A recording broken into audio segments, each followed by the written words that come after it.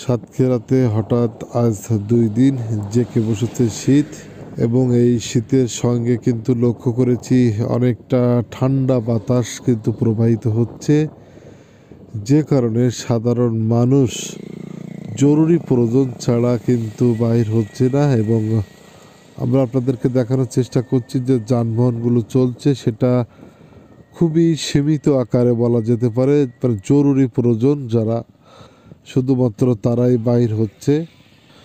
আর এই শীতের জন্য কিন্তু সাধারণ মানুষ পড়েছে ভীষণ বিপক্ষে, যারা নিম্ন আয়ের মানুষ। এই সাধারণ নিম্ন আয়ের মানুষ যারা ক্ষেত খামারে মাঠে ঘাটে কাজ করে থাকে তারা কিন্তু রোদের দেখা না পাওয়াতে কিন্তু তারা কাজ করতে পারছে না। বাইরে কিন্তু প্রচণ্ড ঠান্ডা এবং বাতাস, যে কারণে তারা কিন্তু মাঠে কোনো কাজ করতে পারছে না। এবং আমরা কয়েকজনের সাথে কথা বলেছি, তারা কিন্তু জানিয়েছেন যে বেলা ওঠার পরেও কিন্তু কোনো সূর্যের দেখা কিন্তু মেলেনি।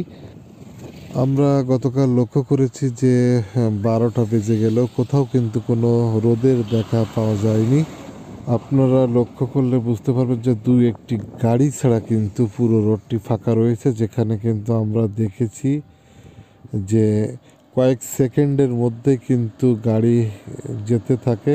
শীতের কারণে কিন্তু সাধারণ মানুষ একেবারেই ঘর থেকে বাইর হচ্ছে না, কারণ এই শীতের মাত্রা এত বেশি যেখানে সাধারণ মানুষের চলাচলে প্রচণ্ড কষ্ট হচ্ছে।